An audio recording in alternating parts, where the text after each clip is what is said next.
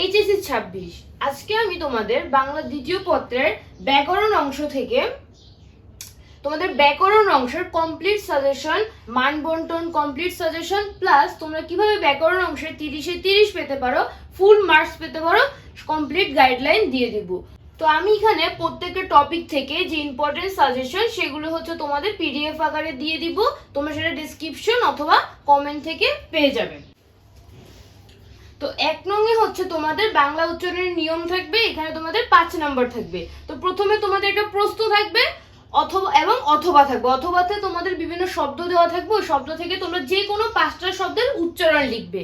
তো এখানে 5টা উচ্চারণ লেখার জন্য তোমাদের 5 নাম্বার তোমরা পাবে। তো তোমাদের এখানে আমি বলবো যে বাংলা উচ্চারণের নিয়ম থেকে তোমাদের 1 নং-এ তোমরা অথবা আনসার করার জন্য এবং এখানে বিভিন্ন গুরুত্বপূর্ণ উচ্চারণগুলো হচ্ছে তোমাদের আমি পিডিএফ-এ দিয়ে দিব। তো 2 নং-এ হচ্ছে তোমরা বাংলা বানানের নিয়ম। এখানেও তোমাদের 5 নাম্বার থাকবে। এখানেও তোমাদের একটা প্রশ্ন দেওয়া থাকবে। প্রথমে ক নং-এ একটা প্রশ্ন দেওয়া থাকবে। তোমরা চাইলে প্রশ্ন আনসার করতে পারো অথবা তোমাদের অথবা থাকবে। অথবাতে তোমাদের বিভিন্ন শব্দ দেওয়া থাকবে। ওই শব্দ থেকে তোমরা যে কোনো 5টা শব্দের সঠিক বানান, তোমাদের শুদ্ধ বানান তোমাদের লিখতে হবে। এখানেও আমি বলবো তোমাদের জন্য তোমরা অথবাটা আনসার করো, কারণ অথবা থেকে তোমরা যদি আনসার করো তোমরা যে কোনো 5টা শব্দের সঠিক বানান লিখলে কিন্তু তোমরা 5-এ 5 পেয়ে যাবে।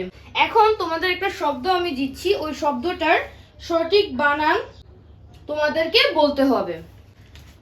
এই শব্দটা হচ্ছে বাণিজ্য। এই বাণিজ্য শব্দের মধ্যে কি ভুল রয়েছে এটা তোমরা বের করো এবং সংশোধন করো। তো এখানে তোমাদের এই শব্দটার সঠিক উচ্চারণ হবে হচ্ছে এটা। আশা করি তোমরা সঠিক আনসার করতে পেরেছো।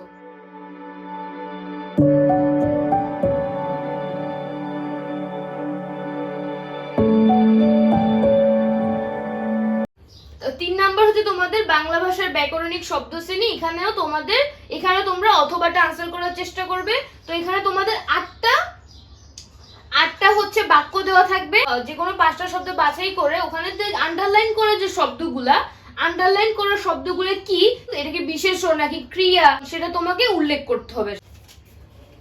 যেমন এখানে একটা তোমাকে প্রশ্ন দিই, সেটা হচ্ছে বিপদ কখনো একা আসে না। এই যে এখানে বিপদ, এই কথাটা আন্ডারলাইন করা, এই শব্দটা কি সেটা তোমাকে বলতে হবে।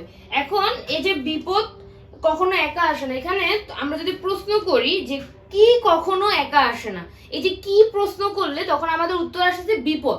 কি কখনো একা আসে না, বিপদ কখনো একা আসে না। এই যে কি প্রশ্ন করার পর আমাদের এই বিপদ শব্দটা আসছে, যখন এই কি প্রশ্নটার যেহেতু উত্তর আসছে এটা হচ্ছে তাহলে আমাদের বিশেষ্য।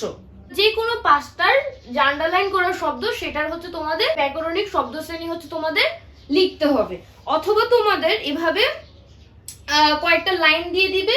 ওই লাইনগুলো থেকে তোমরা হচ্ছে যে আন্ডারলাইন করা শব্দ, সেই আন্ডারলাইন করা শব্দ যে কোনো 5টা শব্দের ব্যাকরণিক শ্রেণী সেটা তোমাদেরকে কি করতে হবে, নির্দেশ করতে হবে। তারপর হচ্ছে তোমাদের 4 নম্বর হচ্ছে শব্দ গঠন। এই শব্দ গঠন থেকে তোমরা যে প্রশ্ন থাকবে সেই প্রশ্নটা আনসার করার চেষ্টা করবে। কারণ এই প্রশ্ন তোমাদের থাকতে পারে যে উপসর্গ কাকে বলে, তারপরে হচ্ছে উপসর্গের শ্রেণী বিভাগ, উপসর্গের প্রয়োজনীয়তা, তারপরে প্রত্যয়, ঠিক আছে, কয়েকটা জাস্ট প্রশ্ন, 4-5টা প্রশ্ন তোমরা যদি এখান থেকে পড়ো, বা 4-5টা না 3-4টা প্রশ্ন তোমরা পড়লেই কিন্তু এখানে আনসার করতে পারবে। ঠিক আছে, 3-4টা পড়লে তোমাদের এটা কমন আসবে। তো তোমরা সেজন্য এখানে তোমরা ক নং যেটা প্রশ্ন সেটাই আনসার করবে। তারপর তোমাদের বাক্যতন্ত্র, এখানে তোমাদের বিভিন্ন বাক্য দেওয়া থাকবে। সেখান থেকে তোমরা যে কোনো 5টা বাক্যকে হচ্ছে তোমাদের রূপান্তর করতে হবে। এখানে আমি তোমাদের একটা প্রশ্ন দিচ্ছি। প্রশ্নটা হচ্ছে তার বয়স হলেও শিক্ষা হয়নি। এটাকে তোমাদের প্রশ্নবোধক বাক্যে রূপান্তর করতে হবে। তোমরা এটা আনসার করার চেষ্টা করো, পরবর্তীতে আমি তোমাদের সঠিক উত্তরটা দিয়ে দিব। এটার প্রশ্নবোধক বাক্যটা হচ্ছে তার বয়স হলেও শিক্ষা হয়েছে কি, এটা কিন্তু এবার প্রশ্নবোধক বাক্য হয়ে গেল। এভাবে করে তোমাদের বাক্য রূপান্তর করতে হবে। তারপর তোমাদের হচ্ছে বাংলা ভাষার অপপ্রয়োগ এবং শুদ্ধ প্রয়োগ। এখানেও তোমাদের বিভিন্ন বাক্য দেওয়া থাকবে। ওই বাক্যগুলো হচ্ছে তোমাদের শুদ্ধ করে লিখতে হবে। এমন একটা বাক্য থাকতে পারে যে তার কথাই প্রমাণ হলো, এখন এটাকে শুদ্ধ করতে হবে। তাহলে এটা শুদ্ধ কি হবে? এটা শুদ্ধ হচ্ছে তার কথাই প্রমাণিত হলো, এটা হচ্ছে এটার শুদ্ধ। এভাবে করে তোমাদের বিভিন্ন অশুদ্ধ বাক্য দেওয়া থাকবে, এই বাক্যগুলোকে তোমাদের শুদ্ধ করতে হবে। এখানে তোমাদের 5টা বাক্য তোমরা যদি শুদ্ধ করো তোমাদের এখানে 5 নম্বর থাকবে। ব্যাকরণ অংশ থেকে তোমরা যদি ভালো একটা নাম্বার আনতে পারো, 30-এ 30ও কিন্তু তোমরা এখান থেকে পেতে পারো। 30-এ 30 যদি পাও অথবা 25ও যদি পাও তাহলে কিন্তু তোমরা একটা ভালো রেজাল্ট করতে পারবে। কারণ নির্মিতি অংশে হচ্ছে টিচাররা হচ্ছে টিচারদের মতো করে তোমাকে নাম্বার দিবে। টিচারদের যদি তোমার যেমন একটা ভাব সম্প্রসারণ তোমরা লিখলে, তো এখানে টিচাররা তোমাদের চাইলে 10-এর মধ্যে 8 দিতে পারে, ঠিক আছে, 7 দিতে পারে, ঠিক এভাবে। কিন্তু তোমাদের কিন্তু ফুল মার্কস দিবে না।